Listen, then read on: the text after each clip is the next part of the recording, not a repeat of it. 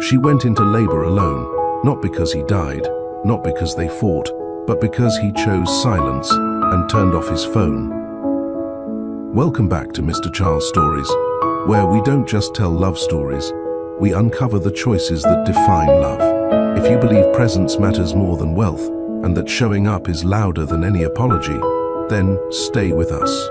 Subscribe, share, and get comfortable. Tonight, we begin the story of Nora Elrin, the woman who didn't scream, didn't beg, and didn't post a thing. She simply gave birth and walked away. There were no sirens, no water breaking on a grocery floor, no man scrambling for the car keys in a panic. Just quiet. Nora Elrin stood in her small kitchen, rinsing out a mug she didn't need anymore. The tug in her lower back wasn't unfamiliar, but it was early, 2 weeks early. She pressed one hand to the counter and steadied her breathing. In through her nose, out through her mouth. Calm, precise. She had always been that way. Pain didn't shake her, but fear did. Fear came low, like a second heartbeat in her chest. She checked the calendar, hanging above her microwave. The red circle was 2 weeks away. Yet here she was, standing on cool tile, knowing her daughter was ready to come. Her hand reached for the phone before she could second-guess it. Silen Hartley. His name sat untouched at the top of her messages. Not blue, not grey, just blank. She tapped the screen. She's coming early. I need you. She read it once, twice, then tapped send. The message disappeared into the void of a perfect signal. Nora leaned her head against the cabinet behind her, waited. 30 seconds, a minute, 2, nothing. She picked up the overnight bag she had packed 6 weeks ago. She had always been ready. Silen loved that about her, how she anticipated, arranged, never fell apart. That's how she survived loving a man who believed timing obeyed him. The drive to the hospital was quiet. No honking, no panicking. The city moved around her, unaware. Streetlights blurred. Her breathing remained steady, like she'd practiced. She refused panic. Panic felt too much like begging. At the front desk, a nurse asked the usual question. Is your partner on his way? Yes, Nora said, because truth didn't always require a full explanation. She was admitted, changed into a gown, folded her clothes, sat on the narrow bed, like someone preparing for an exam. She checked her phone. Still nothing. 300 miles away, Silen Hartley stood barefoot on a limestone terrace, the sun melting gold into the ocean. A sleek glass table behind him held legal folders, champagne flutes, and half a dozen men in Italian linen suits. This was the day. The final deal. A $200 million acquisition, years in the making. His phone sat face down on the glass beside a pitcher of water. Muted. By his own command. No interruptions, he'd told Clara. He didn't hear the first message, or the second. He didn't even feel the vibration. Silen signed the documents. The men clapped. They toasted. And back in the city, Nora clenched her teeth and rode each contraction like a wave. Pain wasn't the worst part. Loneliness was. The kind that hums under fluorescent lights. The nurse, a young woman with a kind face, squeezed her hand. You're doing great. Do you need to call anyone again? No, Nora replied. And this time, the word hit her gut. Hours blurred into a stretch of pain and breathing. When the baby arrived, the room filled with a sound Nora wasn't prepared for. A cry. High, piercing, beautiful. Nora exhaled once, then laughed, then cried quietly. No sobs, just tears that escaped without permission. The nurse placed the baby on her chest. A girl, warm, alive, perfect. Nora whispered, Calla. She kissed her daughter's forehead, then picked up her phone. She's here. That was all she wrote. No demands, no guilt, no accusations, just truth. Still, nothing came back. No typing dots, no missed calls. She turned the phone face down. That night, while her daughter slept against her skin, Nora made a choice she didn't announce to anyone. She would never chase a man who missed the moment that changed everything. The next morning, 8:47 a.m., Silent Hartley finally picked up his phone. The screen lit up. 2 messages. His breath caught. He read them. She's coming early. I need you. She's here. His fingers went numb. He sat down, hard, on the edge of a sun-warmed bench. The ocean kept moving, unaware. He dialed Nora's number. Voicemail. He tried again. Straight to voicemail. Clara approached slowly from the terrace. She saw his face and froze. What happened? She asked softly. Silent looked up. His jaw clenched. I missed it, he whispered. Missed what? Our child. Nora signed her discharge papers herself. Declined an escort. Dressed Calla in a soft yellow onesie. Slid her into the car seat with steady hands. A nurse paused at the door. You're strong, she said. Nora didn't smile. I'm clear. Outside. The air felt fresher, lighter. She didn't cry. She didn't look back. She drove toward nothing specific, toward no one. At a small phone shop off a highway exit, she parked, walked in, bought a prepaid phone, paid in cash, swapped her SIM, changed her number, not out of vengeance, out of finality. She didn't delete Silent's messages. She just never opened them again. Nora pulled off the freeway 2 hours later, stopping at a rest area shaded by tall sycamore trees. The kind that made everything feel older, quieter. She opened the trunk, checked Calla's straps, and sat on a bench with the baby nestled against her chest. No one around her knew what had happened. No one pointed. No one offered fake congratulations. She liked that. Her daughter stirred softly. Nora swayed a little, unconsciously. One palm on Calla's back, the other resting in her lap.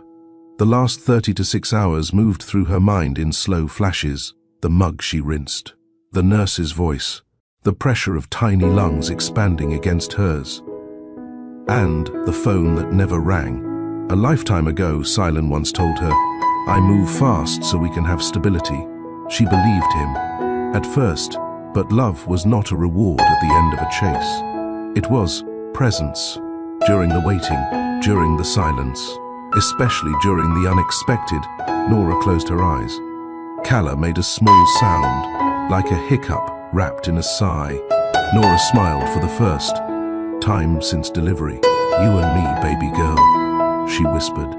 That's it for now. She drove 4 hours more, stopped again, ate vending machine crackers, fed Calla with practiced ease. By nightfall, they reached a motel off the side of a county road, past a line of grain silos and silent fields. The man at the front desk asked no questions. He handed her a key and nodded toward room 6. Inside, she turned on the bedside lamp. Pale orange light filled the space. She laid Calla on the center of the bed, her hands curled like little commas. Nora didn't cry. She watched her daughter sleep, then took a photo. Just one. No filters, no caption, not for sharing, only to remember. Silent sat in his Boston penthouse, a fortress of glass and steel high above the city. He hadn't turned on the lights. He didn't want brightness. His phone sat on the table, screen black, filled with unread messages he'd sent. Nora, please call me. I didn't know. I'm sorry. Tell me where you are. I'll come to you. I'll fix this. Please. No reply. He replayed their last conversation in his head. A week before her due date. She had sounded tired, not angry, not even disappointed.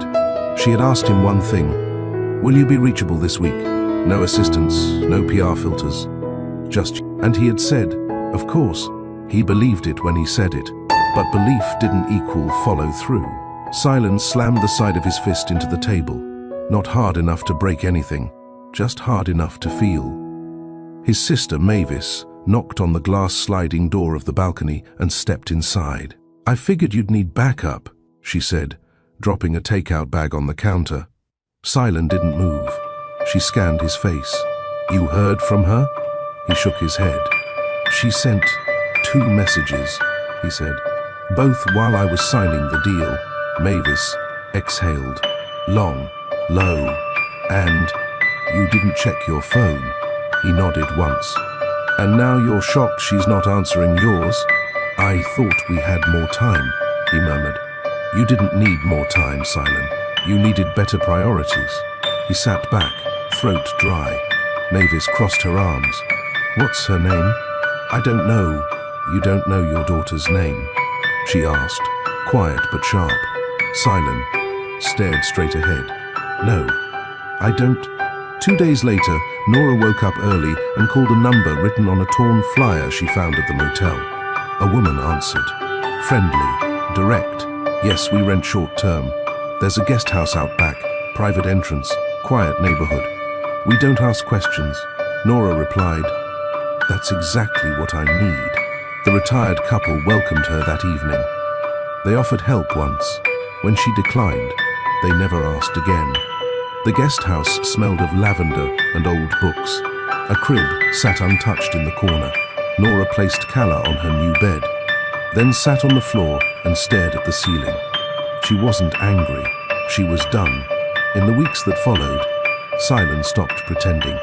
No more meetings, no speeches, no deals. He showed up at Mavis's place with 3 days stubble and a folder of photos. "She's gone," he said, "and I don't know how to find her." Mavis didn't say, "I told you so." Instead, she pulled a chair and said, "Sit down. Let's talk about what kind of man you're going to become now." Back in the guest house, Nora found peace in small things. She placed Calla in a sling and wore her to the grocery store. She cooked with soft music playing. She worked remote grant-writing jobs late into the night. Quiet, present, focused. There were moments she missed Silent. His smell in winter, the way he kissed her neck instead of her lips. His silence when they shared space. The good kind of silence, not the kind that left messages unread. But every time she remembered the moment her daughter was born and he wasn't there, the ache hardened into resolve. She whispered into Calla's ear each night, "We're okay. We're more than okay." One morning, Nora saw an email from a hospital director she'd sent a proposal 2 weeks earlier. Subject, in-person meeting. Request the message read, "Your grant pitch for postpartum." Access was one of the clearest, most moving proposals we've read. "Are you available for an in-person discussion?" She sat frozen for a moment, then replied, "Yes, I'm happy to meet." The hospital was familiar. It was the same one where Calla was born. Silent stared at the ocean again, but this time from a window in his apartment. He had turned down another interview. The press wanted a statement about his absence. He gave them nothing. His assistant, Clara, brought him a stack of folders. "These are the names," she said softly. "Women named Nora Elron, between 26 and 35, who've submitted grant proposals this year." Silent lifted one. The hospital logo on the top page turned his stomach. He looked up. "She's nearby," he whispered. He didn't call. He didn't drive straight there. He waited. CTA 2, end of. Approximately 16 min mark. Some people break things they never meant to. Some people walk away because staying would destroy their peace. Nora didn't choose revenge. She chose clarity.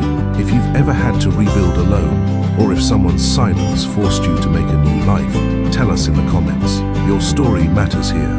And if you believe love means showing up, then subscribe to Mr. Charles Stories and stay with us. Because what Nora builds next will not be undone easily. Nora didn't run. She removed herself, like a surgeon pulling out something that had already gone bad. She didn't leave a note. She didn't block Silent's number.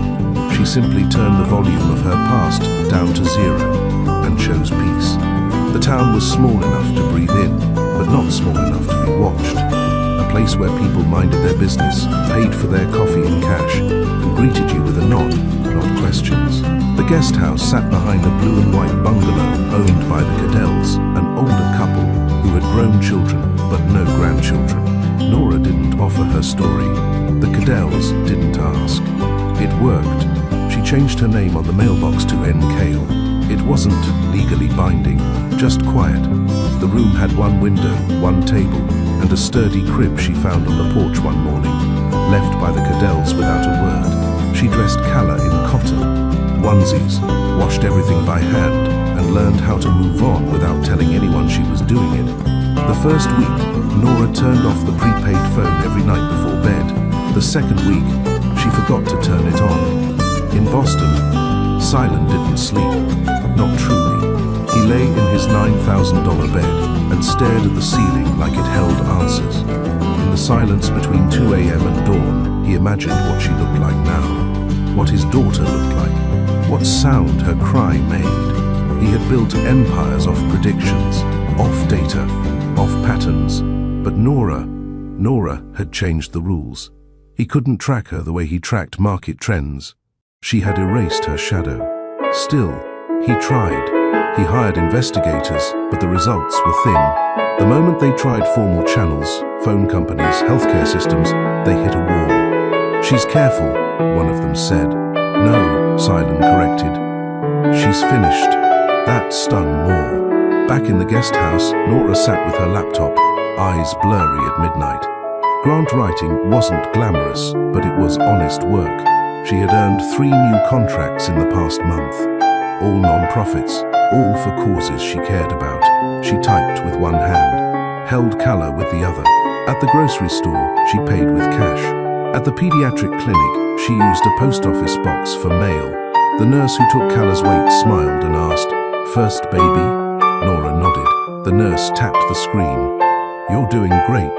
Nora didn't cry, but for a moment, her hands shook. She whispered that night, "You didn't need a father who could buy the world. You needed one who could show up." Calla blinked slowly, then drifted to sleep on her chest. Silent showed up to his company's quarterly review late. No tie, no speech prepared. The board didn't ask why. They had learned. His numbers were still strong, acquisitions holding, media interest intact, but something in him had gone dim. Clara placed a file on his desk after the meeting. "You asked for a list of maternal health organizations," she said. He flipped through them. "Any reason?" "I want to help," Silent said flatly. Clara studied him. "Are you trying to make a public statement or a personal one?" He looked up. "If I wanted PR, I'd post a photo with a donation check." She waited. "This isn't for Nora," he said. "This is because I keep picturing a girl I've never met, and she deserves a father who's trying to be better, even if she never sees it." Nora walked Calla through the town square every Saturday. The farmer's market smelled like basil and bread. People smiled without lingering. She liked it that way. One vendor, a middle-aged woman named Maggie, gave her fresh peaches once, free. "I had one like yours," she said, nodding at Calla.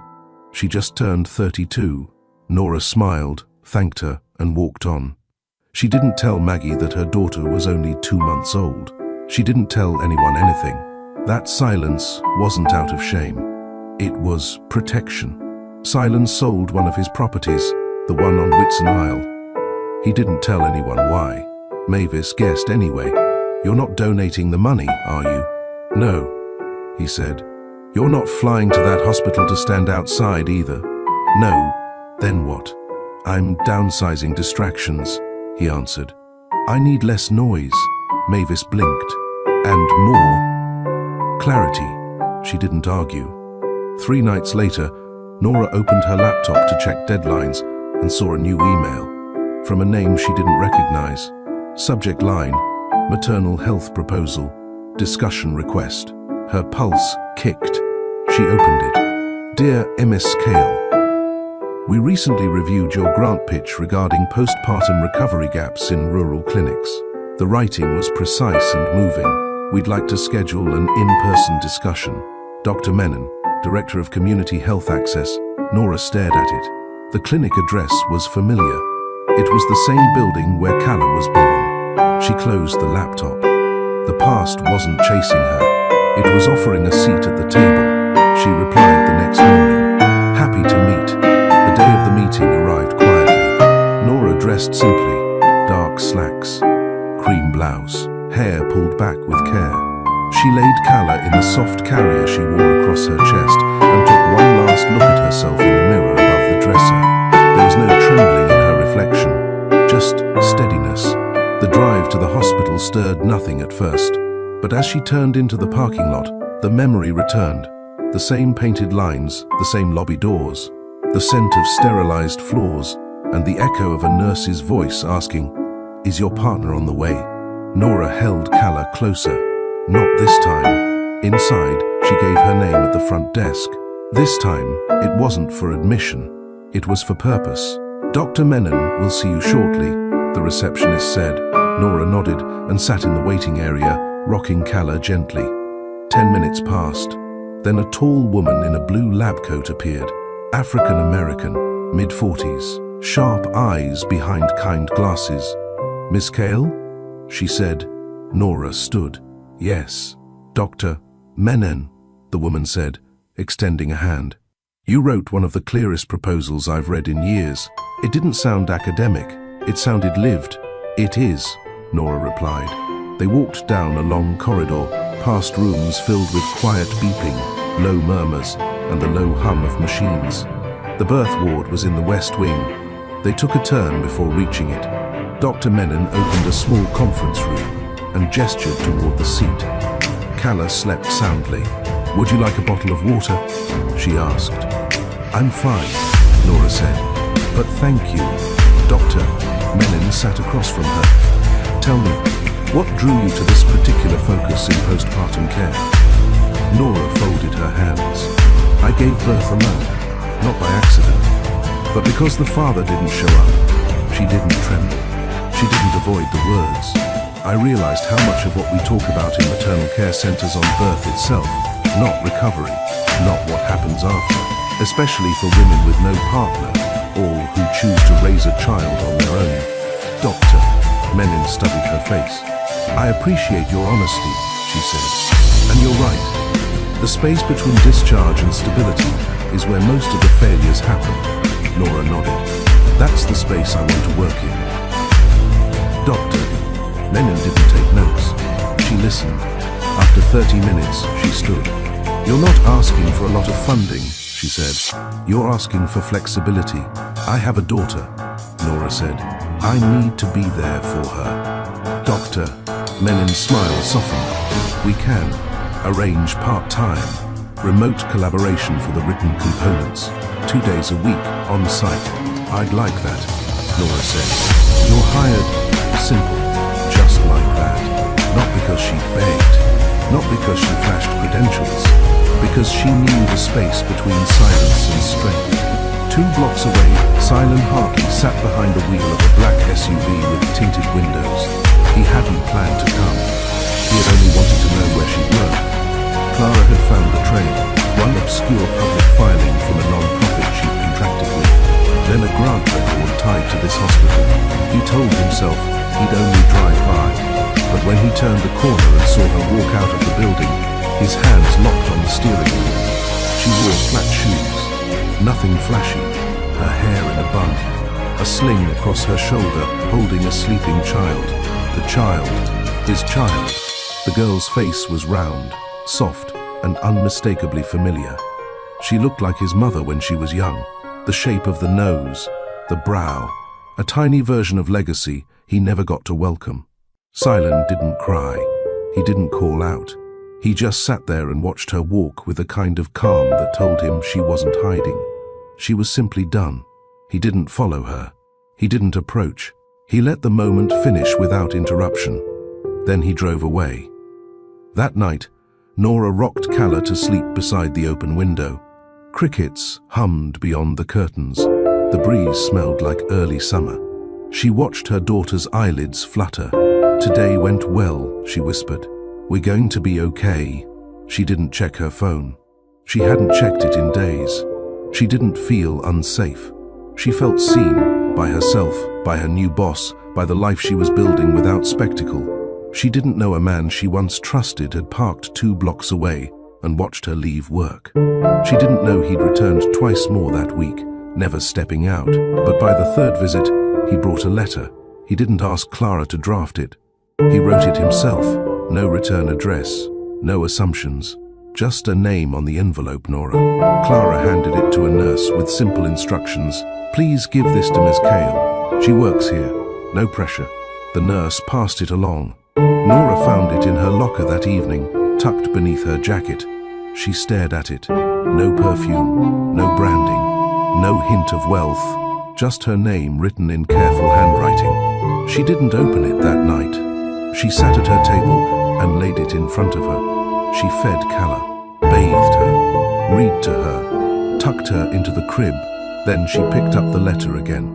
Still, she didn't open it. She held it in her palm, thumb pressing against the edge of the flap. She wasn't afraid of what it said. She was afraid it might sound sincere, and she wasn't sure what she would do with that. Silent didn't expect an answer. Not yet. He had learned, finally, that time was not a thing he owned. It moved without him. It punished those who ignored it, but still, he hoped that maybe one day she would open the letter, and that even if she didn't forgive him, she might see that some people don't change for the sake of winning someone back. Some people change because losing them cost everything. The third time Nora passed the birth ward hallway as a staff member, she paused. She stood near the corridor's edge, just outside the sight line of the nurse's station. A patient's monitor beeped behind a door. A father stepped out of room 12, rubbing the back of his neck, smiling quietly to himself like his world had just been rearranged. Nora didn't smile. She just breathed in, slow and steady, and turned toward the staff break room. This place didn't own her memories. Not anymore. Calla was growing fast. At 4 months, she had already found her laugh, a real one, the kind that started in her belly and bounced out of her tiny chest like she'd been holding it back all her life. Nora recorded it once on her new phone, then deleted it. Some things were better lived, not saved. On workdays, she kept Calla close, tucked into the daycare unit the hospital offered for working parents. Miss Judy, the lead caregiver, was a retired teacher who didn't use baby talk. She's got smart eyes, Judy said, and a quiet bite to her. Like she's watching, waiting. Nora smiled. She does that with everyone. Not with you, Judy added. With you, she's already decided. Silent had not driven back to the hospital since he sent the letter. He didn't want to look like a man waiting on approval. He had done that before, with business deals, with news features, with awards. He knew how to perform patience. This was different, so instead of waiting, he went inward. He cancelled a trip to Dubai. He fired the second PR firm his board insisted on hiring. He sold the yacht he hadn't stepped foot on in 2 years. And he showed up, quietly, to volunteer orientation at a community tech center 3 blocks from his old high school. He didn't give them his name, not the way he used to. Just silent, no cameras, no assistant shadowing him. He wore jeans, sat in the back, learned how to listen. The program director, a former parolee named Kendrick, raised an eyebrow on day 2. You look like money, he said. Silen smiled faintly. Not today. Nora spent her first paycheck on 2 things, a new baby monitor and a double-pane window for the back of the guest house. The old one let in too much cold air at night. The Caddells offered to cover it. She declined, politely. That weekend, she baked them a peach cobbler and left it on their porch with a note. Thank you for the quiet. It saved us. She didn't sign it. They'd know. 2 weeks later, she opened the letter. She sat at the small kitchen table, Calla asleep in her crib, the house filled with low jazz on the radio. The envelope opened clean. No smudges, no rushed pen strokes, just one folded page. I missed everything. I see that now. I want to know her name. I want to know who you are now. No explanations required. Just, if you'd allow 1 coffee, I'll wait until you say yes. No apology. No manipulation, just space. Nora sat still. The name part caught her. Silen didn't even know who his daughter was. She stared at the page, then folded it back and tucked it in her drawer, beneath a stack of forms she hadn't filed yet. She didn't reply, but she didn't throw it away. Silen got nothing in return. Not a text, not a call, not a second envelope returned with silence. But he felt it, something in his chest that didn't twist as hard anymore. It wasn't hope, it was stillness, like something had finally landed after falling too long. That Friday, Nora walked to the clinic's administrative office and sat with Dr. Menon to review her first project draft. The older woman flipped through the pages, nodding. "You don't write like someone who's speculating," she said. "You write like someone who's been through it and wants no one else to suffer the same." Nora nodded. "I remember the room I gave birth in, how cold it felt. Not temperature, just space, distance." Dr. Menon leaned forward. "What would you change first?" "Design," Nora said. "Make it feel less like isolation and more like arrival. Add community boards, sound buffers. One nurse designated for first-time mothers per shift." "You thought this through." "I had 9 hours of labor to plan," Nora said softly. They both smiled. Clara watched silent from the hallway, arms crossed. "You're doing this thing," she said. "What thing?" "Where you stop trying to get her back and you start trying to become someone new." Silent didn't look up from his laptop. Was that a compliment? It was an observation. He paused, then glanced at her. "Do you think she'll ever answer?" Clara shook her head. "That's not the right question anymore." He nodded slowly. "You're right." That night, Nora whispered into Calla's hair as the baby slept. "Your father wants to know your name." Calla stirred once, then settled. Nora closed her eyes. She wasn't ready to reply, but she was ready to consider what would happen if she did. Sunday morning came soft and warm. Rain tapped gently on the guest house roof while Nora stirred oatmeal on the stove, her free hand balancing Calla against her hip. The baby had learned to reach now, always going for the spoon, always trying to grab what wasn't hers yet. "You're impatient, like someone I used to know," Nora murmured. Calla smiled, gums wide and honest. She didn't understand the words, only the warmth in them. Nora fed her one small spoonful at a time. Calla cooed, her fingers resting lightly on Nora's wrist. The silence was good, earned.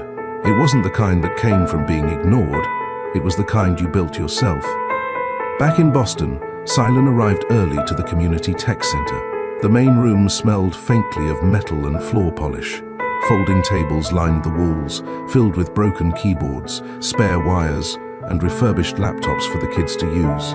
Kendrick, the program director, handed him a box. "Wi-Fi routers," he said, 10 of them, donated last night. "Need labeling and pairing." Silent took the box and sat on the floor. He didn't mind tasks like this. They were quiet, humble, useful. One of the teen fathers, Julius, walked in and sat across from him. Young, maybe 19. Tight jaw, tired eyes. "You got a kid?" Julius asked after a while. Silent paused. "Yes." "How old?" "Almost 5 months." "What's her name?" Silent looked down. "I don't know." Julius didn't mock him, didn't ask how that was possible. He just said, "Must be hard." Silent nodded once. "It is." Nora walked through the maternity ward with a clipboard under her arm. She wasn't a nurse. She wasn't a doctor, but the staff had started to greet her with respect now. She'd interviewed 10 new mothers in the past 2 weeks, collecting feedback on their care after delivery. Every one of them had something different to say about the food, the coldness of the room, the way no one explained what their body would feel like in the days after. Nora took notes, carefully, respectfully, and when she got home, she typed up a proposal to redesign the postpartum wing into a space that felt human again. Her ideas weren't dramatic, they were intentional. Warmer lighting, designated partner seats that couldn't be moved to a corner, written guides for first-time mothers, a community wall where mothers could pin handwritten notes of encouragement. On the cover of her report, she didn't write her full name, just Proposal by N. Kale, the name she chose when she started over. Silent sat on the floor of his apartment late that night, surrounded by empty folders and untouched contracts. He was supposed to prepare for a speaking engagement in Tokyo. Instead, he opened a blank notebook. At the top, he wrote one word. Calla. It wasn't a guess. It wasn't random. It was a name he remembered Nora mentioning once, back when they used to read together. She loved lilies, Nora had said. But she always said, Calla lilies looked like flowers trying to keep secrets. He wrote it again, softer this time. Calla. His hand shook. Nora walked through the park near her guest house with Calla tucked under a warm blanket. The trees had begun to yellow. Autumn would come soon. She found a bench near a quiet pond and sat. Calla squirmed, hungry. Nora fed her, cradled her, then held her up to her shoulder. A woman nearby with a toddler nodded at her. She's beautiful, she said. Nora smiled. Thank you. First, yes. The woman watched her a moment longer, then nodded. You seem steady. Nora blinked. I've worked hard for that. And she had. Not just to care for her daughter, but to build a life without noise, without apology. She didn't tell the woman she had once loved a man who mistook silence for peace. That she had given birth alone while he signed paperwork on a private island. She didn't need to say any of that. Calla wiggled in her arms. Nora kissed the top of her head. We're okay, she whispered. That evening, she opened her laptop and reread the letter. She placed her fingers on the keyboard, typed once. Her name is Calla. She sat with it for 10 full minutes. Then she deleted it. Not because it wasn't true, but because she didn't want to hand it over like a prize. Not yet. She printed a photo instead, a candid one from the park, just her and Calla on the bench. Soft sunlight behind them. She turned the photo over, wrote one line. You missed this. Not forever, but long enough. She sealed it. No return address. No explanation. She mailed it the next morning. 2 days later, Silen opened the envelope on his kitchen counter. The image hit him, like a breath he didn't know he'd been holding. Nora, smiling slightly. A baby, nestled in her arms. Calla. She looked just like his mother. He sat down, the photo trembling in his hands. And then he cried. Not like the movies, not violently, just quietly. A man who had finally been handed proof of the life that moved on without him. He didn't call. He didn't send another letter. He just took the photo and placed it on his nightstand, not to guilt himself, but to remember who he was now working to deserve. 3 weeks passed. Nora said nothing more. She didn't send another photo, didn't follow up with an explanation, didn't ask for acknowledgement. The image had already spoken. And Silen, who once built whole towers from silence, sat with that one. Message longer than any press release, longer than any signed deal. You missed this. Not forever, but long enough. He read it like scripture, not to memorize it, to feel it. Over and over. Clara noticed the shift. He started showing up to meetings again, but without the bravado. No cufflinks, no $3,000 watches, just a man in pressed shirts and tired eyes. Heard back from her? She asked one morning. He shook his head. But she sent something. He nodded once. Clara didn't ask what. If it mattered, he'd tell her. Nora didn't expect anything in return. She hadn't mailed the photo to open a door. She mailed it to put an end to wondering. Now, knew. Now he had to sit with what that looked like. She kept her routine simple. Work, daycare, walks with Calla. 3 chapters of a novel on the nights when she wasn't too tired. Her world wasn't glamorous, but it was full. Still, on some mornings, she'd pause at her desk before work and glance at the drawer where his letter was folded. Not out of longing, but out of curiosity. She wondered if he would ask again, not for her, for Calla. Then, one Friday, Nora arrived home to find a small white envelope in the mailbox. No handwriting, no postage stamp, just tucked there, hand delivered. Inside, a single boarding pass. 1 round-trip flight to Verdun Isle. Departure in 4 days. No note. She flipped the ticket over. Tucked beneath it was a glossy brochure. Unfolded, it revealed soft photographs of the island. one private villa, one dog, no press, no guests, and 3 words typed at the bottom, no staff, just space. Nora stared at it for a long time. She didn't feel manipulated. She didn't feel guilt. But something in her gut twisted, not in a bad way. She set it on the table, then poured herself a glass of water and sat down. Calla was asleep in the next room. The silence of the guest house filled every corner. This wasn't an invitation for closure. It was a request for a beginning. She didn't text, didn't email, but 2 days later, she packed a weekend bag for herself and a larger one for Calla. Then she dropped her daughter off with the Caddells. No excuses, just trust. Back in a few days, she said. Mrs. Caddell kissed her cheek. You don't owe anyone a full explanation. I know, Nora said. She meant it. Verdun Isle was smaller than she imagined. One narrow runway, one palm-lined path that led down to the beach. She stepped off the plane and saw no resort signs, no porters, no noise, only him. Silen stood barefoot in the sand, dressed in linen, no jewelry, no entourage. He looked tired, but not broken. She didn't speak right away. Neither did he. Finally, he said, I didn't think you'd come. Neither did I. That was all. They walked in silence along the stone path that led to the villa. It wasn't flashy. It was warm, natural wood, woven textures, open air. Inside, the table was already set with 2 plates. Food sat in the middle, simple things. Grilled fish, roasted vegetables, 1 bottle of wine, unopened. No chef? She asked lightly. He shook his head. I cooked it. Right, she replied, half smiling. Did you Google how? I asked Kendrick, he said. She blinked. The teen program guy. Silen nodded. He used to be a line cook. Said this was his specialty. She pulled out her chair and sat. So, she said. So, he echoed. They didn't toast. They didn't pretend this was a reunion. They just ate. The quiet between them didn't feel strained.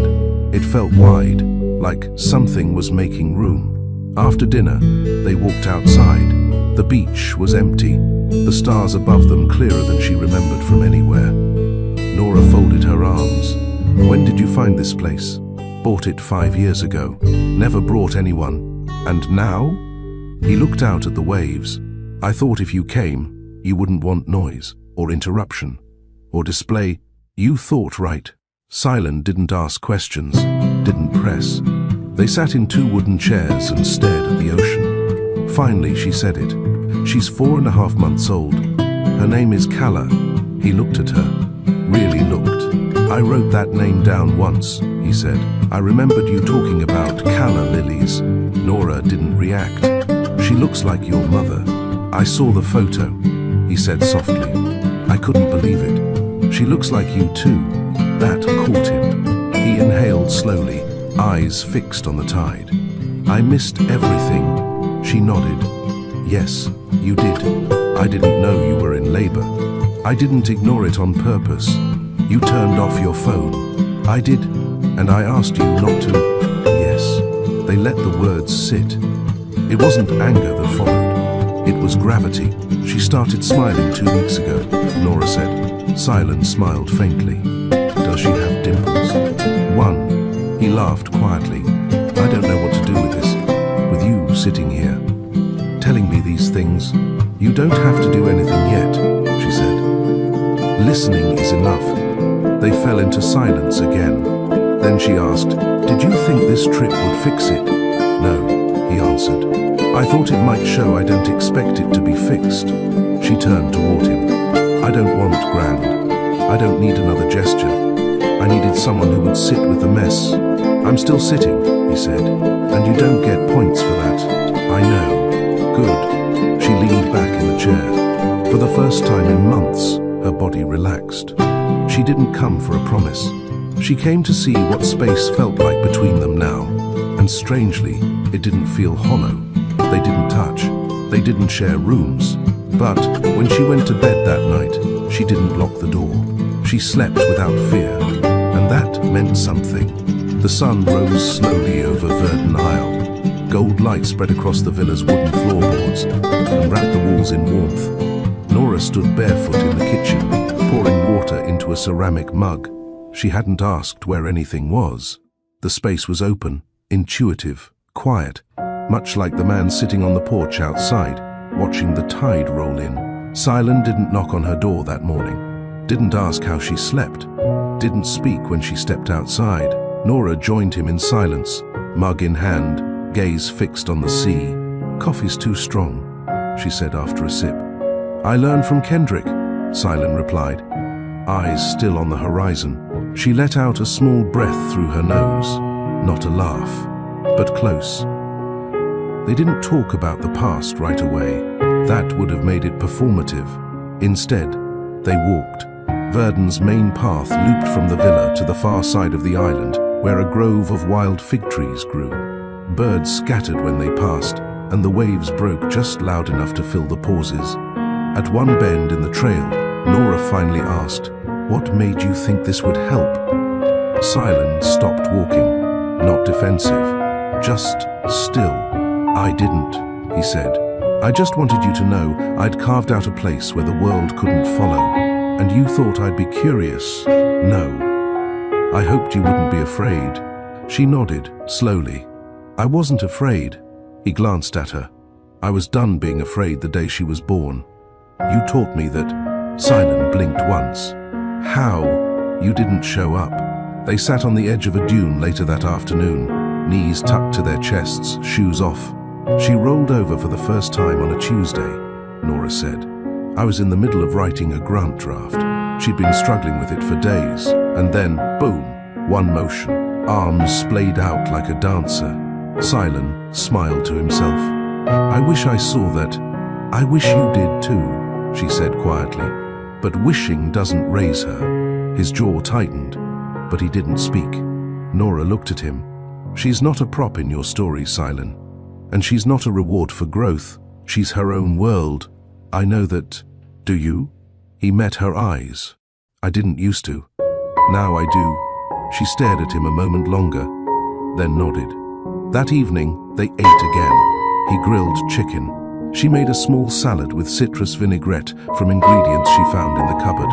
Afterward, they sat by the outdoor fire pit in the middle of the open deck. No wine, no music, just flame. Nora shifted in her seat. "I never told anyone what it felt like," she said. "What? Giving birth alone?" Silen said nothing. Nora stared into the fire.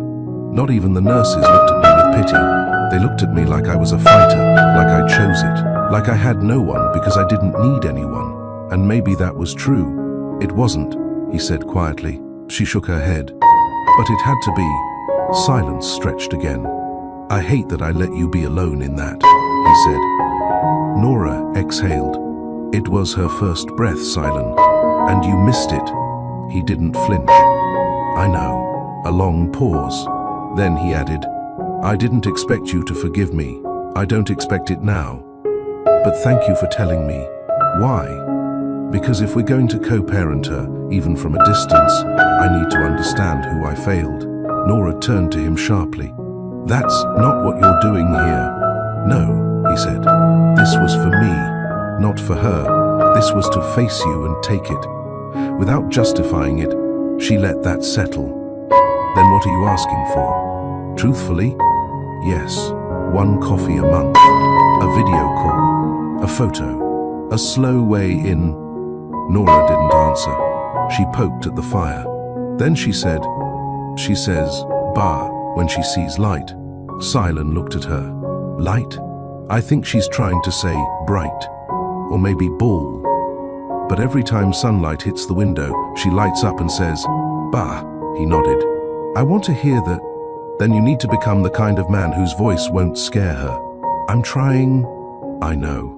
They didn't sleep together that night, but the next morning, Nora left her bedroom door cracked. She found him making coffee again, his sleeves rolled, his hair messy. He looked up when she entered, still too strong. She took a sip. "No," she said. "Better." Before she left the island, she stood on the same sand where she arrived and said, I'm not promising anything. Silen didn't ask for it. I'm not ready to trust you, but I'm willing to see if trust is possible again. He nodded. That's enough. She held his gaze. She's everything, Silen. I know that now. Then don't break that knowing. I won't. Nora turned. The pilot waited by the plane. Halfway up the steps, she paused and looked back. One photo. Monthly. Silen's face didn't break, but something softened. I'll wait for each one. She nodded and disappeared into the plane. Back in the guest house, Calla stirred when Nora lifted her from the crib. Her hands reached blindly, instinctively. Nora pressed her close and kissed her forehead. We're not there yet, she whispered. But maybe we're not as far as we were. Calla sighed and curled into her mother's chest. And somewhere in Boston, a man sat in an empty apartment, staring at the photo of a child he hadn't held. He didn't beg, he waited, not to fix the past, but to earn a new beginning. Nora didn't mention the island to anyone. Not the Caddells, not her co-workers, not even Dr. Menon, who had begun asking how she managed to balance so much with such grace. Grace, Nora had learned, was quiet. It didn't announce its efforts. It just carried them. She returned to work as if nothing had happened. On the outside, she looked unchanged. But inside, something subtle had shifted, not a decision. Not a reunion, a possibility. She hadn't promised Silen anything, and still hadn't texted. But that Sunday, she did something small. She took a photo of Calla on the quilted rug, babbling into a mirror toy, then attached it to an email with no words in the body. Just the image and the subject line, light. Silen opened the email at 6:04 p.m. He stared at the screen for almost 5 minutes before downloading the image to his phone. He didn't reply. Nora hadn't asked him to. At the hospital, Nora's postpartum redesign proposal made it into phase 2 of planning. She was given her own project code, a desk with her name tag, a voice in meetings that used to overlook people like her, part-time hires, freelance, specialists, women who didn't arrive with degrees framed on the wall. But Nora didn't come in waving her past. She came in remembering what it felt like to be alone, and every decision she made started with the question, what would have helped me?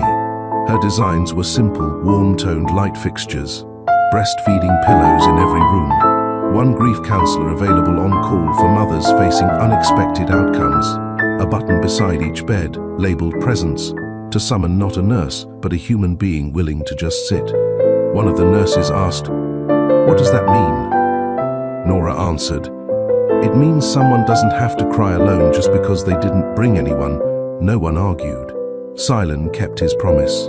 No letters, no plane tickets, no surprises, just space. But each Sunday, like clockwork, Nora sent one photo. No captions, no commentary. Calla's hands in her cereal. Calla pulling off her socks.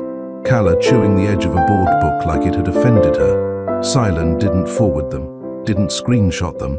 He printed them and placed each one in a private leather journal. The kind with a ribbon bookmark and hand-cut edges. The only words he wrote inside were dates. That was enough. One morning in mid-June, Nora's phone rang. She was dressing Calla for the day, halfway through buttoning the back of a pale green romper. The number on the screen made her freeze. Clara, not Silen. Clara, she answered immediately. Clara. The voice on the other end cracked. Nora, a pause, a deep breath. You need to come. It's Silen. The next words blurred. A construction accident, unstable scaffolding, a site he had insisted on visiting in person. Internal bleeding, emergency surgery. Clara gave her the name of the hospital. Nora wrote it down with trembling fingers. How bad? She asked. I don't know yet, Clara whispered. But he asked for you. Before they took him in, Nora moved with the same focus she had during labor. She dressed Calla in the first soft sleeper she could find, threw clothes into a canvas bag, and called the Caddells. Mrs. Caddell didn't ask questions. She simply said, drop her here. We'll have her favorite toy ready. Nora kissed Calla twice, tight. I'll be back soon. she whispered. "You're safe." Then she drove. 5 hours on the road, her hands white-knuckled on the steering wheel. The radio stayed off. The silence inside the car pressed like weight, but she didn't let it in. Not yet. The hospital was tall and cold from the outside. Steel and glass. Everything Silent used to be. Clara met her at the front entrance. Her eyes were swollen. "He's stable now," she said. But it was close. Nora's breath caught. Clara guided her through 2 secured doors and into the recovery wing. "He asked for you before surgery," Clara said. "Just your name, not even family, just you." Nora's throat burned. They stopped outside the room. A nurse held a chart and nodded. "You can go in." The door opened with a whisper. Silent lay on the hospital bed, face pale, wrapped in a soft blanket. Wires ran across his chest. His left wrist was bandaged. His breathing shallow but even. He looked smaller somehow. Not broken, but honest. He turned his head slowly. "You're here," he whispered. "I am." His mouth twitched. "Calla." "Okay. She's safe." His eyes closed for a second. One tear slid sideways into his hairline. "I didn't know love could feel like this," he said. Nora sat beside him. She didn't touch him yet. She didn't need to. "It doesn't come loud," she replied. "It comes honest." He smiled faintly, then slipped into sleep. She stayed an hour, didn't call anyone, didn't post. She sat beside him in silence. When a nurse came in to adjust his fall, Nora stepped outside. Clara waited with 2 cups of tea. "He's going to be okay," she said. Nora nodded. "I know." She took the tea, but didn't drink it. She looked out the window and whispered, "I didn't come because he's dying." Clara waited. "I came because he asked for me with no script, no suit, no apology." Clara exhaled. "That's the first time he's ever done that." Silent woke again near midnight. The room was dim, lit only by the soft blue glow of a monitor. The rhythm of machines hummed beside him, steady, unhurried. He turned his head and saw her. Nora sat by the window this time, curled in the armchair, her legs tucked beneath her. She wasn't sleeping, but she wasn't alert either. Her eyes rested on the dark skyline beyond the glass. He cleared his throat, barely. She stood immediately and came to his side. "You stayed," he said. She nodded. "You asked." He blinked, slow. "You didn't have to." "I know." He looked away. "Did you tell her?" he asked. "Calla?" "No, she's too little. But I told her she's safe. That's what matters to her right now." A long pause. "I never knew how to be that kind of safe," he admitted. "You didn't try." "I didn't know how." "That's not the same as not trying."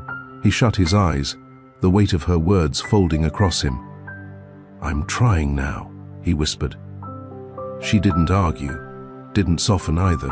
"I know," she said, "but now you're trying for real people, not for trophies, not for legacy, for a girl who needs to see that men can be soft and strong." His eyes welled again. "She'll get. If you're honest," she said. "If you stay the man you're becoming now, without needing me to clap for it." He gave the faintest nod. "I'm not here for the happy ending, Silent," she said softly. "I'm here because the middle matters too." The next morning, Nora stopped by the nurse's station. She asked for a second visitor badge. She didn't say who it was for, but she tucked it in her pocket. She sent a text to Clara. "Can you bring me the folder from his briefcase? The one with the navy cover?" Clara replied in less than a minute, "Already pulled it." "On my way." That folder held notes Silent had been collecting about a startup initiative for young fathers. It wasn't public. He hadn't pitched it yet. But Nora had seen the sketches once, during a brief video call a month earlier. He'd held it up without realizing she could see the title. Now, she placed it on the table beside his bed. When he opened his eyes later, he saw it. "You found it?" I asked Clara. He ran a hand over the cover. Weakly. "I was going to start it next quarter." "Don't wait," she said. "Don't make your second chance at life compete with your old schedule." He looked at her. And for once, he didn't say a word. 2 days later, Silen was well enough to stand, slowly, unsteady, but upright. Nora helped him walk the short hallway from his room to the rooftop recovery terrace. Nurses passed them with nods of quiet approval. Silen leaned on the railing and looked out over the city. "I forgot it could look like this." "Like what?" "Alive." Nora didn't reply. He turned to her, slower this time, more measured. "Did you ever think you'd be here, beside me again, like this?" "No." "Did you want to be?" "No," she said again. "But sometimes want and right aren't the same." He smiled faintly. "And this feels right.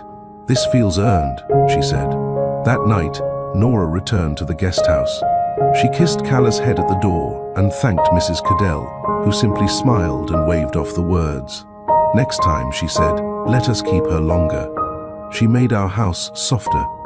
Nora choked back an unexpected tear. "I might take you up on that." Inside, she unpacked the small overnight bag and placed Calla on the rug.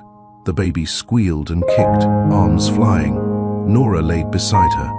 "You okay without me for a few days?" she whispered. Calla reached for her nose. "I missed you too." Silen stayed 2 more days in the hospital. His recovery was slow but stable. Clara brought him real food. Mavis brought him a hard truth. "You're lucky she even came," she said. He didn't defend himself. "She came because you asked with nothing in your hands." "I know. Don't forget that." "I won't." Mavis nodded, then dropped something on the bed. A soft blue onesie. "Next time, bring her yourself. I'd like to meet my niece."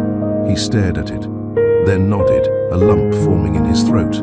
A week after being discharged, Silen sent Nora a short message. "One photo every Sunday, still okay?" She replied within the hour. "As long as you never ask for more than that without asking me." He responded, "Deal." That Sunday, she sent a photo of Calla holding her own bottle. It was blurry, imperfect. Silen printed it anyway. He placed it in the leather journal and whispered to no one, "I'll wait." Have you ever watched someone change? Not because you begged them, but because life finally held up a mirror they couldn't ignore. If you believe love is action, not apology.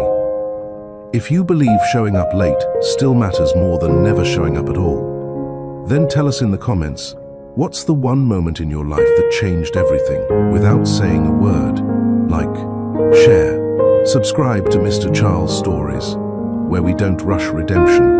We earn it, one Sunday photo at a time. Silen didn't go back to work right away. The moment he stepped into his penthouse, it felt too tall, too quiet, too expensive.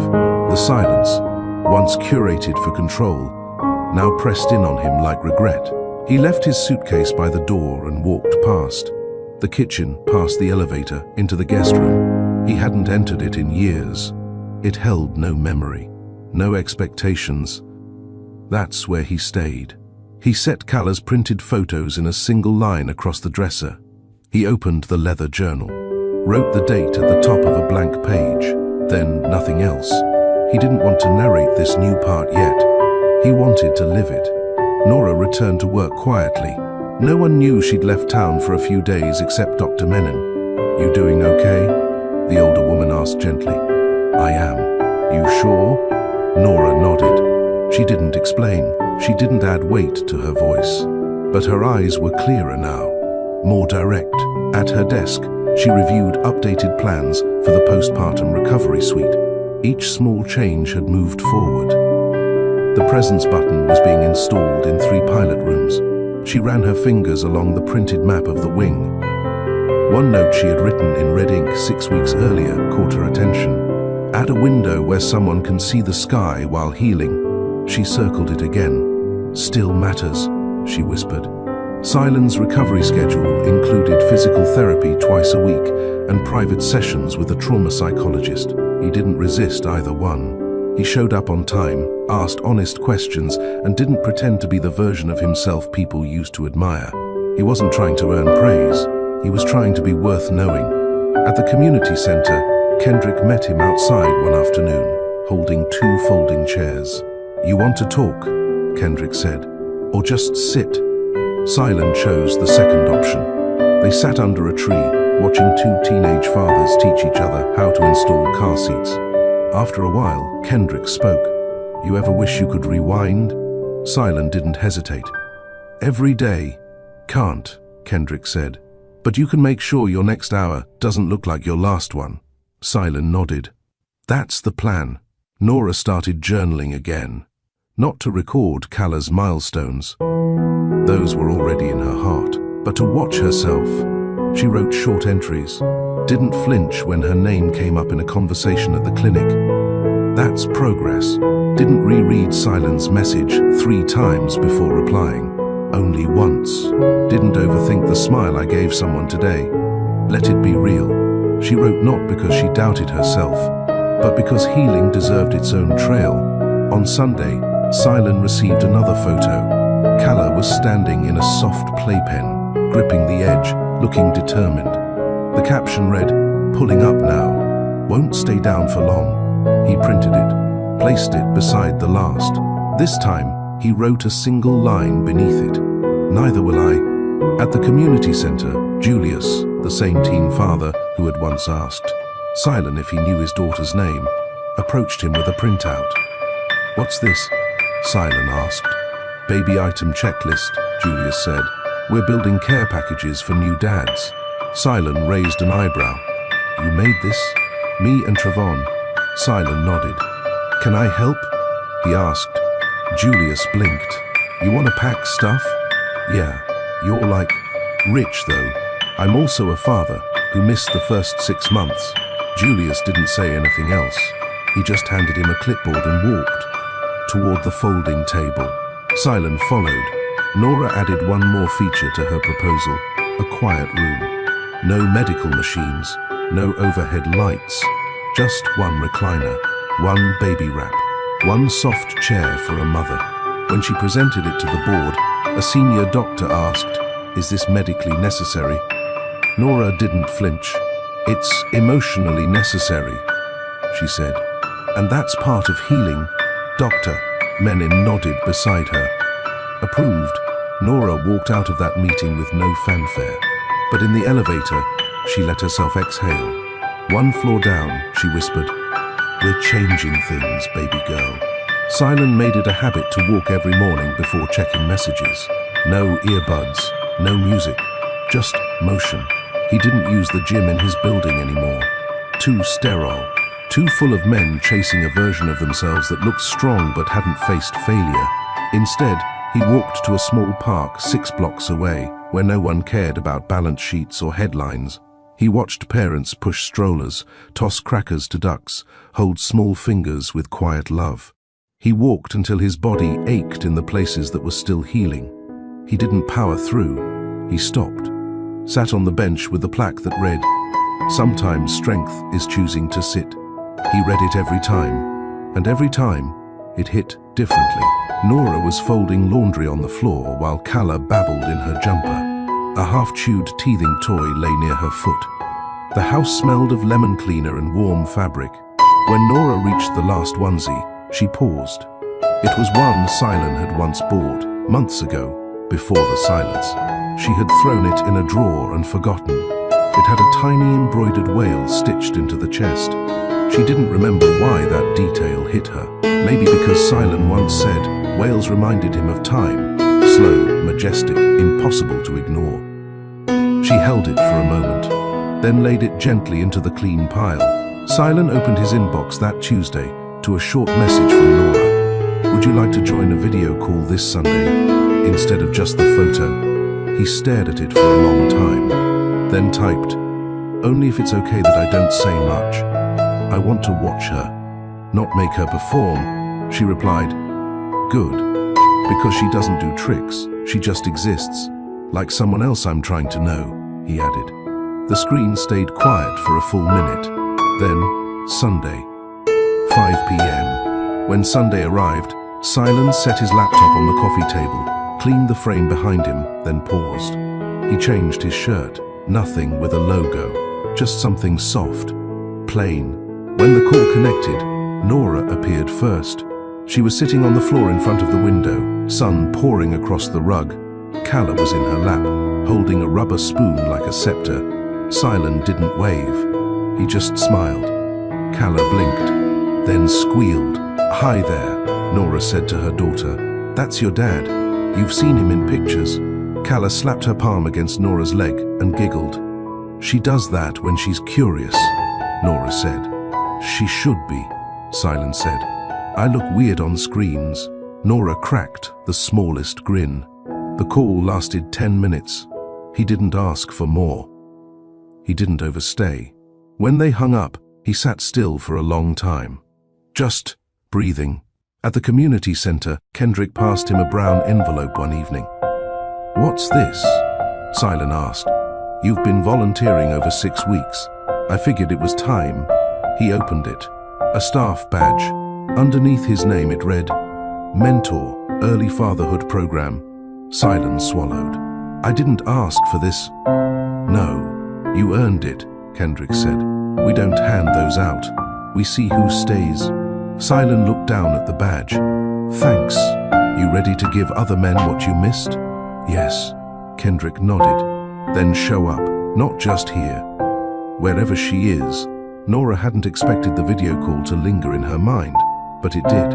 Not because of Silen, not even because of what he said, but because of how still he was. He didn't try to take space. He didn't interrupt. He didn't play the part of a man with rights. He just watched. And for the first time since Calla was born, Nora felt like someone else saw her daughter as she was, not as a symbol, not as leverage, not as a consequence, just as a person. Later that night, she wrote in her journal, "He didn't say much, but he didn't fake anything either. I think that matters." Silen used to be a man whose life ran on calendars and confirmations. Now, he started his mornings with silence. Not the cold kind, the kind that helped him listen. He brewed coffee slowly, reading while it dripped. He didn't check the stock market first thing. He checked the parenting book he kept beside the sink, marked up, dog-eared, humble. And on the counter sat a photo of Calla with her mouth open in mid-laugh. No frame, just standing upright, backed by a napkin holder. No one else had seen her laugh in person yet. He hadn't either, but he was getting closer. Nora didn't keep a countdown. She didn't plan next steps with Silen.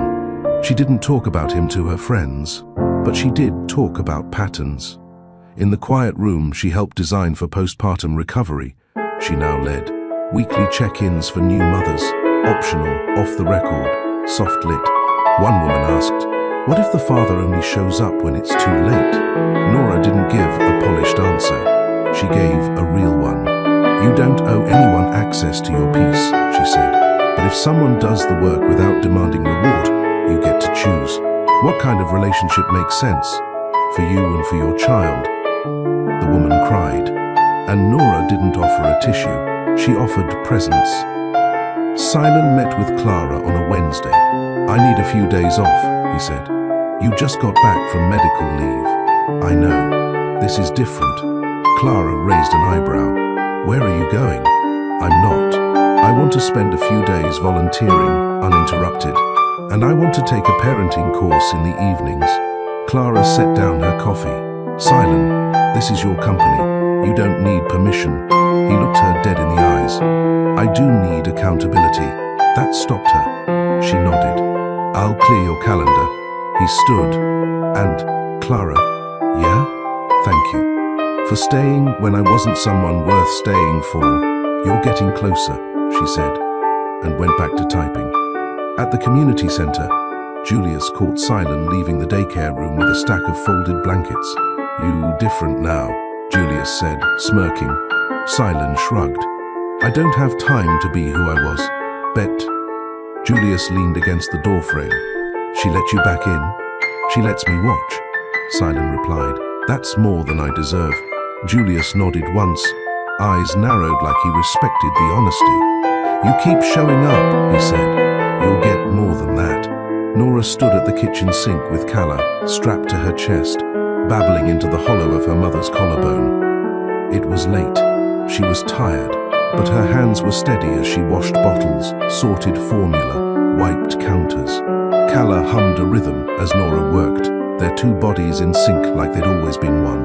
On the table lay a small box. Inside, an unused phone, purchased months ago for emergencies.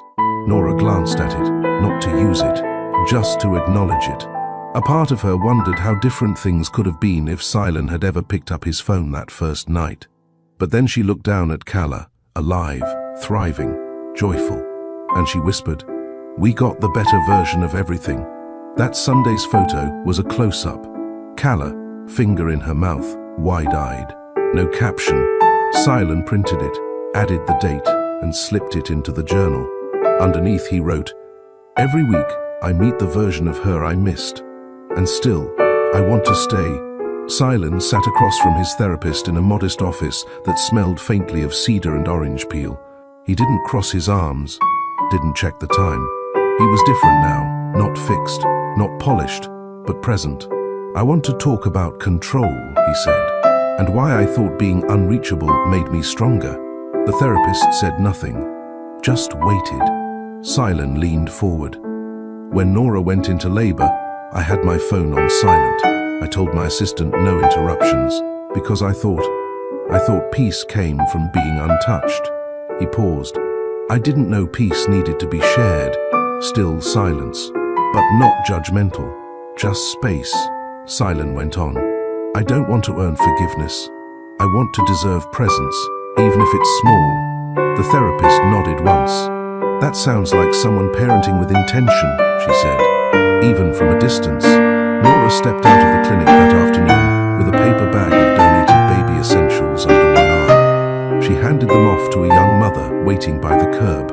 Diapers, formula, a few gently used swaddles, Nora said. The woman smiled.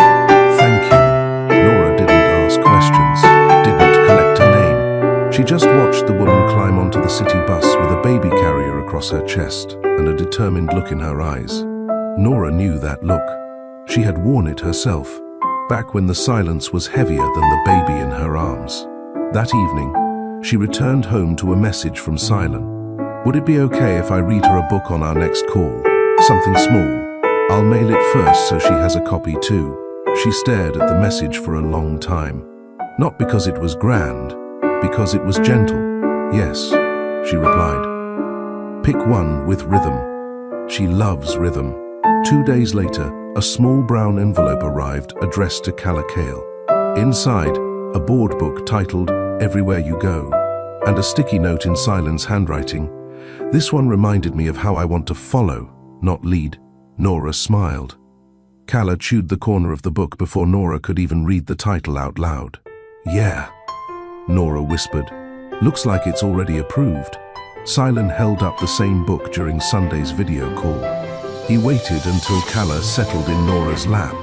Then he began, slowly, carefully, each line read with the patience of someone not trying to impress but to connect. Nora didn't interrupt. Kala slapped the page once. Silen smiled. "She reacts to rhythm," he said. "She always has. I didn't know she liked books already. She's a listener," Nora said. "And she's beginning to look for the people who see her." Silen nodded. "Then, I want to stay seen," quietly. Nora didn't reply with words, but she didn't hang up early. That night, Silen stood in his kitchen and opened the back page of the book. It had a simple dedication from the author, to the ones we miss, and the ones we find again, in softer ways. He didn't cry, but he pressed his thumb against the sentence, and whispered, "I hear." Nora didn't update her relationship status, didn't add Silen's name to any form, didn't rehearse any future, but she wrote in her journal, "He read to her," not to prove anything, just to be there. Maybe the man I fell for was always there, buried under the man he was trying to become, and now he's coming back slower, but steadier. It started with a small box at Nora's door. No delivery service, no label, just a handwritten note taped on top. Open when you have 10 quiet minutes. No pressure. She didn't recognize the handwriting immediately until she saw the 2 small initials at the corner of the card, SH. She didn't open it right away. She made lunch, nursed Kala, washed bottles, took a walk to clear her head. Then, when the house was quiet, and her daughter napping in her crib, she peeled the tape and lifted the lid. Inside were 4 items: a pair of baby shoes, tiny, leather soft, unworn, a folded copy of the grant proposal she had written months ago, printed in color, a packet of wildflower seeds, labeled for the spaces you healed, a photo, not of Silent, of Callum, but not one she had sent. It was from the hospital hallway camera, just a moment captured from months back. Nora holding Calla, walking away from the birth ward, face turned away from the lens. A security image, retrieved quietly, respectfully. Behind the photo, a note. This was the moment you chose strength. I wanted to remember it. Thank you for doing what I couldn't. I'm ready to do what I can. Silent.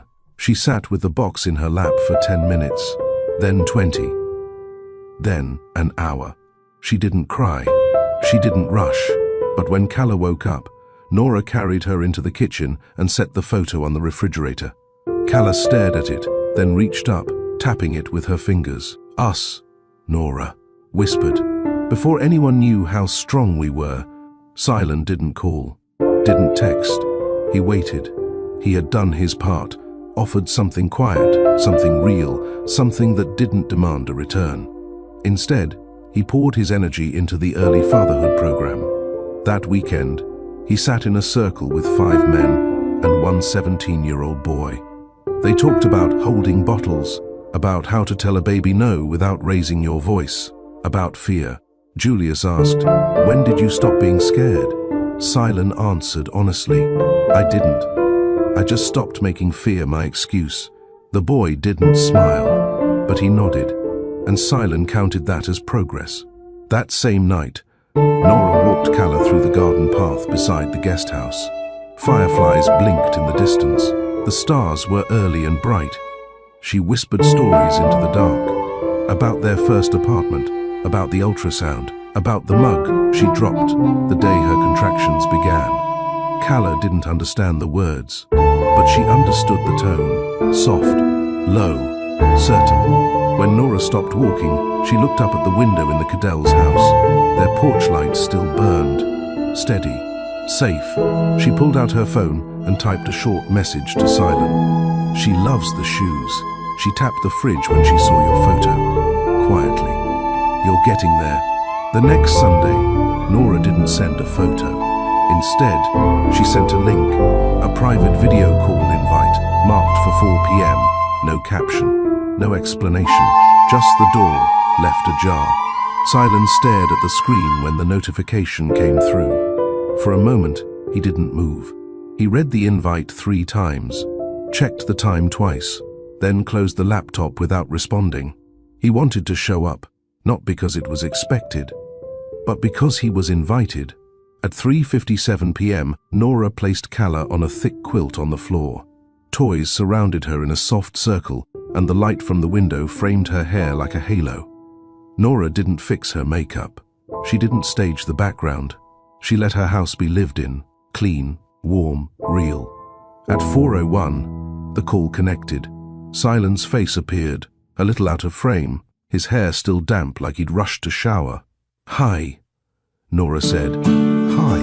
Calla looked at the screen, blinked once, then slapped her hand down on a small book beside her. Silent smiled. "You've got good timing," he said to her. "Always stealing the show. She knows what moments matter," Nora said. They let that land. Silent held up another book. "She has this one too," Nora said. "We read it last night. I was hoping to catch the second act." Nora lifted Calla into her lap. "Go ahead." Silent read, slowly, carefully. He'd practiced this one. He knew the beats, the rhythm, but Calla didn't care about cadence. She cared about voice. At the page with the word together, she leaned toward the screen and touched it. Silent stopped reading. His eyes watered. "She's listening," he said. "She's recognizing," Nora corrected. A beat passed. "I've been showing up to more than the calls," he said quietly. Julius got into a GED program. Travon started a blog for young dads. We're building out the next steps. Nora nodded slowly. "You sound proud of them." You sound proud of yourself. Silen swallowed. I'm learning how to be. Without needing applause, later when the call ended, Nora sat for a while in the same spot. Calla had drifted to sleep on her shoulder, and the soft hum of the fridge filled the space between her heartbeat and her thoughts. Silen hadn't asked for anything, not time, not visits, not more. He'd only shown up, book in hand, softness in voice. It was subtle, but in a world of noise, subtlety felt like intention. That week, Nora wrote a new proposal draft at the clinic. She titled it, Fatherhood as Caregiving, Language, Presence, and Design. It wasn't just a pitch for dads to be included. It was a pitch for expectation to shift. Diaper stations in men's restrooms, father-focused nurse training during postpartum briefings, a community board with stories written by fathers about their first 90 days alone with their babies. When Dr. Menon read it, she looked up and said, "This isn't an add-on." "No," Nora said. "It's a correction." Silen bought a whiteboard for his apartment wall. Not for goals, for rhythm. He wrote one thing on each day. Tuesday, check in on Julius. Thursday, review blog draft with Travon. Sunday, Calla time. Then he stared at Saturday. It was empty. He didn't fill it in. He left it blank, to remind himself not to turn healing into a hustle. Some days were for showing up. Some days were for being still. Nora began saving Calla's artwork. Nothing dramatic. Scribbles, finger paint smears, a yogurt-covered paper towel she once insisted on keeping. But Nora slid them into a folder labeled Calla's First Messages. She didn't plan to send them. She just wanted to remember the girl Calla was before the world started asking her to explain herself. One night, Nora stood at the stove stirring lentils, while Calla sat in a high chair humming to herself. The knock at the door was soft. Mrs. Cadell peeked in with a letter in her hand. Someone dropped this off. No envelope. Just handed it to me. Nora took it. Inside was one sheet of paper. No signature. No greeting. Only this. If you ever want me to sit in the back of the room quietly when she has her first recital, I will. No pressure, no expectation, just presence. Nora placed it on the counter and returned to stirring. She didn't smile, but she felt seen. The following Sunday, Nora sent a short message. Would you like to visit next weekend? Not inside, just walk with us. If you're free. Silen didn't reply right away. But when he did, he wrote only this, tell me the time. I'll be there. I'll stay where you ask. Nora stared at the screen, then looked across the room at her daughter, trying to stack two soft blocks on top of each other without toppling them. And she whispered, we'll give him space to try. They met at the edge of Holloway Park. A soft breeze ran through the tall grass. A few parents gathered by the playground. Somewhere in the distance, kids squealed over a swing set that hadn't been oiled in years. Nora pushed Calla in her stroller, her pace steady but watchful. She spotted Silen before he saw her. He stood near the bench beneath the birch trees. No sunglasses, no phone in hand, just waiting. He looked like a man who'd practiced stillness. Calla made a small sound when the stroller rolled over a bump. Silen turned. Their eyes met. Nora offered a nod. Not an invitation, not a test. A start. Hi, she said as she reached him. Silen smiled gently at Calla. Hi, beautiful. Calla blinked at him, then pulled her blanket closer. She's always quiet when she's observing, Nora said. She gets that from me. I was the opposite. Loud first, thinking later. He paused. I'm trying to reverse that now. They walked a slow loop through the park. No tension, no grand gestures. Just two people with a shared thread, keeping pace with what remained. Silen didn't try to touch Calla. He didn't ask for permission either. He simply matched his steps with Nora's and listened. She pointed out the flowers Calla liked. The patch of grass where she once fell backward and didn't cry. The tree where Nora sat once during a hard call with her mother, and Calla reached up, offering her a leaf like it was a solution. Silen took it all in. He didn't interrupt. That was new. At a bench near the duck pond, Nora parked the stroller and sat. Silen stood a few feet away until she nodded at the spot beside her. They sat in silence for a while. "You want her to grow up strong," he said. Nora looked at him, unsure if it was a statement or a guess. "I do," she said. "And gentle. Yes, and not afraid to ask questions that might make someone else uncomfortable." Nora turned fully toward him. "Where did you get that? Everything you've done, from walking away to what you've written online, it's never been about revenge. It's been about her." Nora exhaled. "Revenge is loud. I've had enough noise." Silen pulled a notebook from his jacket. "I started keeping track, not of my schedule, of my slips." Nora tilted her head. "Things I say when I'm tired, things I think when I feel inadequate, the stories I repeat in my head that make me the victim even when I'm not." He flipped to a page. "Last week, I almost bailed on a support group because I thought it was pointless." Wrote it down. "That same night, a new guy showed up who said he only came because he saw my name on the flyer." Nora blinked. "You're doing the work. I'm doing the prep. The work is ongoing." Calla stirred and let out a small whimper. Nora leaned over, handed her a small cloth bunny.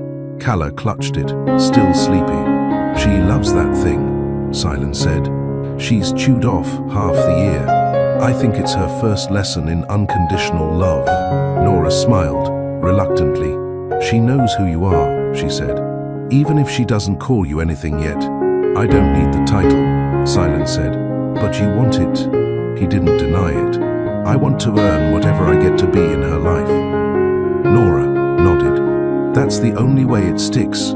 They walked again, slower this time. As they passed a group of kids tossing bread to ducks, Silen glanced sideways. "Do you ever think about how hard it must have been for your parents?" Nora frowned. "To love while scared? To raise while healing from what raised them?" Nora looked straight ahead. "My mother once told me she spent years loving the version of herself she thought I needed, then realized too late I just wanted her. The full, messy, honest version." Silen nodded. "That's what I want for Calla. Us, warts and all. Then don't skip the part where she sees you struggle. Just make sure she sees you get back up." They reached the edge of the path where the sun fell at an angle, casting long shadows. Calla had fallen back asleep. Silen looked at Nora. "May I walk you home?" Nora hesitated, then nodded. "Not because you're back. Because today, you were present." Nora's apartment hadn't changed much. Same curtains, same stack of books near the window, same faint scent of lavender and old wood. Silen stood just inside the doorway, hands at his sides. "Shoes?" he asked. She nodded, and he removed them. Carefully, quietly, as if each movement carried meaning now. Nora unbuckled Calla from the stroller and cradled her against her shoulder. The toddler stirred but didn't fully wake. Nora whispered something only Calla could hear and carried her into the nursery. Silen waited. He didn't walk around, didn't look at photos. He just stood in the entryway, breathing slowly, letting the weight of this return land fully. When Nora came back, she leaned against the kitchen counter. She didn't cry. "She knows she's safe now," he said. "Don't romanticize it. I'm not. Safety's not magic. It's built, like everything else worth keeping." She poured herself a glass of water, offered him one. He took it. "How long are you staying in town?" she asked. "As long as I'm not asked to leave." She raised an eyebrow. "Don't test that," she said, though her voice lacked edge. "I won't." He sat at the dining table, waiting for an invitation that never came, but wasn't denied either. There was a silence between them. Not tense, just full, like a room that had waited too long to be used. Nora broke it. "Do you remember the night we fought about the closet?" Silen's brows furrowed. Then he nodded slowly. "You said I was hiding you, and you said you were tired of asking for space in a life you paid for." He winced. "I wasn't angry about the closet," she said. "I was angry that you wanted credit for being there, without being emotionally available." Silen nodded. "That's when I stopped showing up to be seen. I started showing up to be safe. She met his eyes. I never wanted safe. I wanted steady. Silent shifted forward in his chair. You have every reason not to believe what I say. Nora tilted her head. But I'm not here to speak, he added. I'm here to stay. Big difference. The only one that matters now. The clock ticked louder in the quiet that followed. Nora set down her glass. You don't get to slide back into Callah's bedtime routine. You don't get to be dad because you decided you're ready now. I understand. You weren't there when she cried at 3 a.m. for 3 weeks straight, when she couldn't keep milk down. When I had a full-on breakdown in the laundry room and almost called someone, anyone, except you. His throat worked around a reply he didn't give. You didn't see the first time she took a step, Nora added. And I didn't tell you because I wasn't sure if it would break me or push me forward. She folded her arms. So don't come in here thinking you're here to fix things. I'm here because they're broken, and I want to be the kind of man who shows up anyway. Nora didn't speak for a long time. Then softly she laughed yesterday, like really laughed. Silent blinked. I forgot how much that sound weighs when you hear it from your own child. Do you have a video? She pulled out her phone, pressed play, and turned it toward him. Callah's face filled the screen. Bubbly giggles, her eyes scrunched, arms flailing with joy. Silent covered his mouth. Watched twice. Then again. When he looked up, his eyes were wet. She looks like you, he whispered. Nora shook her head. She looks like us. And that's a lot for one little girl to carry. A knock sounded at the door. Nora looked confused. Expecting someone? No. She opened the door. A delivery bag sat on the mat. No name, no receipt, just a hot food container and a note clipped to the side.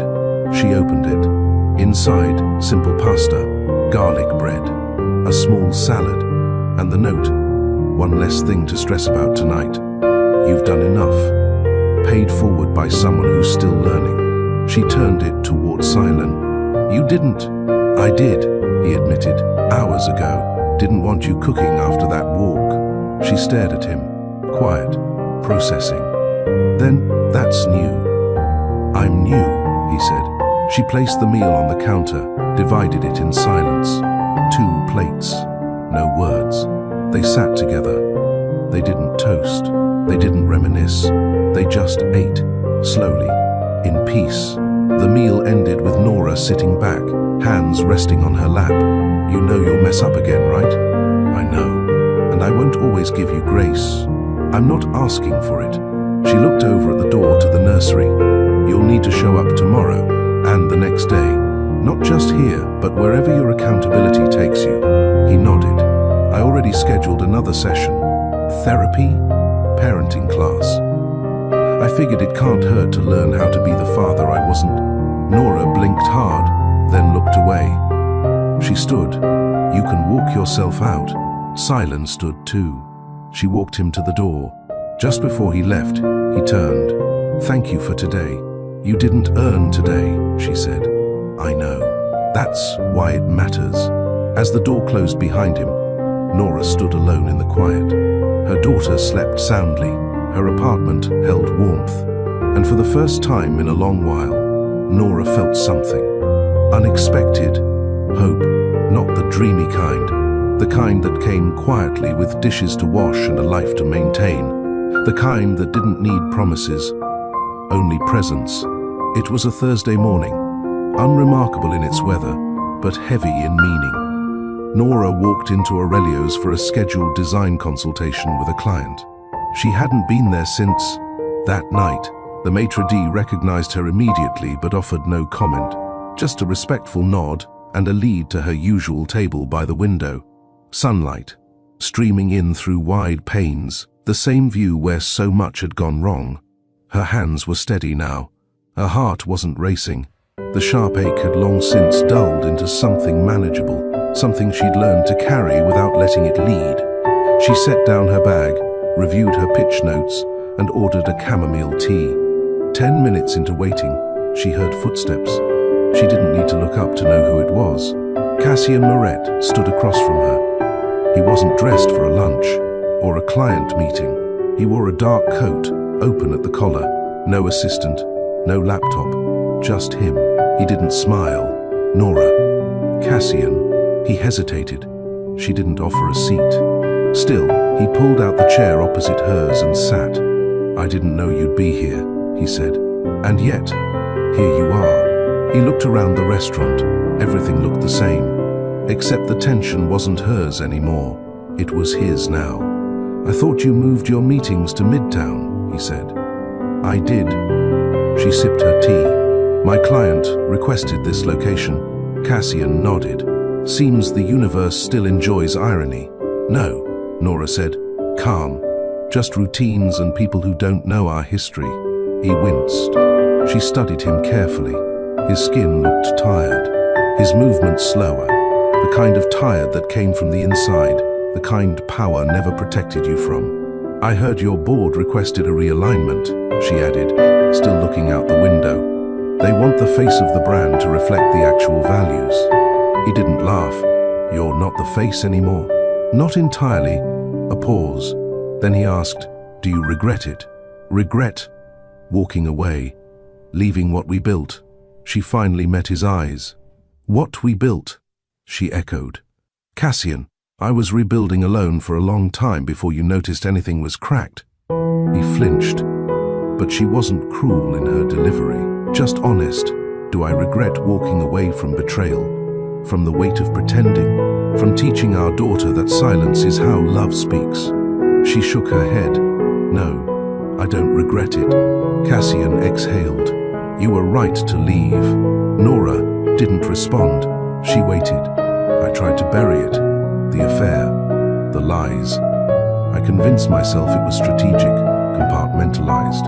But you were the one person who never lived in compartments." He stared at the table. "I missed your honesty, the way you held space for pain without letting it poison you." "I bled out before you noticed I was wounded," she said softly. A long silence followed, the kind where both people know something final is happening, but neither rushes it. Finally, Cassian reached into his coat pocket. He pulled out a small velvet box and slid it across the table. Nora didn't touch it. "It's not a ring," he clarified. She raised a brow. "It's yours, from the first gala we attended together. You left it behind." She opened it. Inside was a pendant, gold, simple and quiet. It wasn't valuable by price, but it was tied to a memory, one of the few warm ones left untouched by scandal. "Why return this now?" "Because I don't want to own what was never mine to keep." She looked at the pendant, then at him. "You gave this to me," she said. "The memory was ours. The decision to leave was mine." She closed the box and tucked it into her bag. "I don't need reminders of who we used to be. I'm finally curious about who I'm becoming." Cassian nodded, slowly. "You've always been ahead of me." "I had to be," she said. "I was surviving while you were succeeding." He opened his mouth, then shut it. Nora stood. "My client will be here soon." He stood too. "Will you let me know if she ever asks about me?" "She already has," Nora said. Cassian stiffened.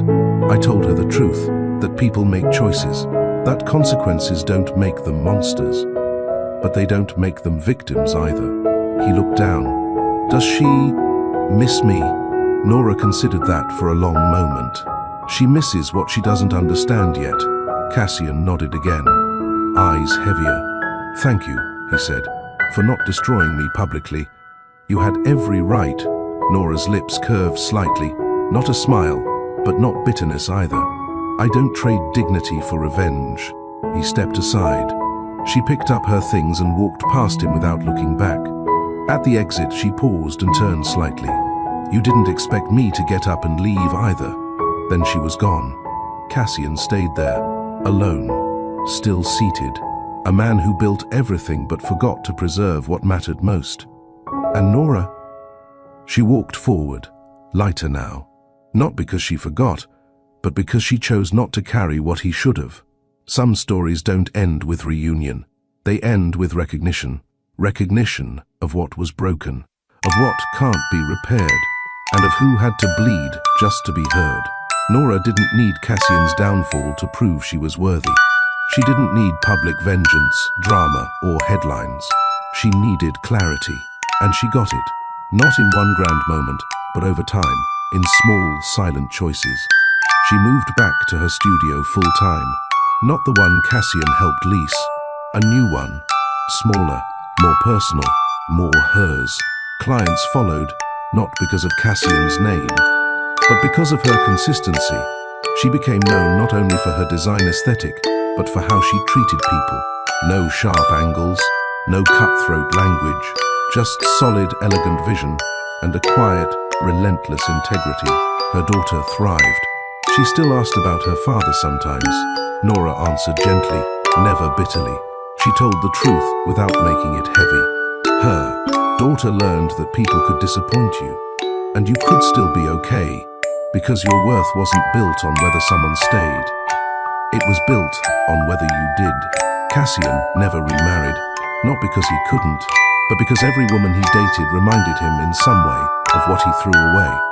He still had the company mostly, but fewer people clapped at the end of his speeches. He still donated to causes, still showed up at events, but his eyes carried something now. A weight, an understanding of what it meant to be forgiven by everyone except himself. He'd see Nora's studio featured in a local article sometimes. He never called, never wrote. That was the final respect he could give her, distance. And Nora? She smiled more. Not the everything's fine kind, the real ones. She dated again, slowly, no rush, no urgency, no fear of being alone.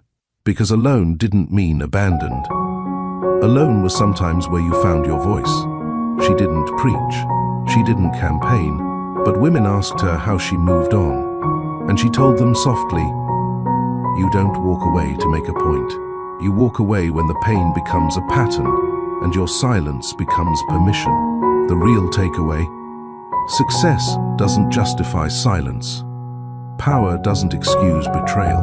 And love doesn't mean sacrificing yourself just to keep the peace.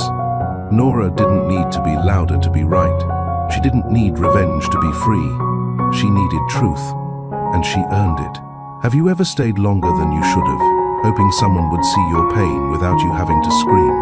If you've ever chosen peace over performance, if you've ever walked out instead of breaking down, you are not weak, you are wise. Tell us in the comments, what's the one thing you finally chose to walk away from? And never regret it. Tap the like button if this story moved you. Share it with someone who needs the reminder. Love should never silence your dignity. And don't forget to subscribe to Mr. Charles Stories for more emotional journeys, redemptive arcs, and real-life lessons, told through quiet power and honest hearts. We'll see you in the next story. Until then, choose clarity. Choose peace. Choose yourself.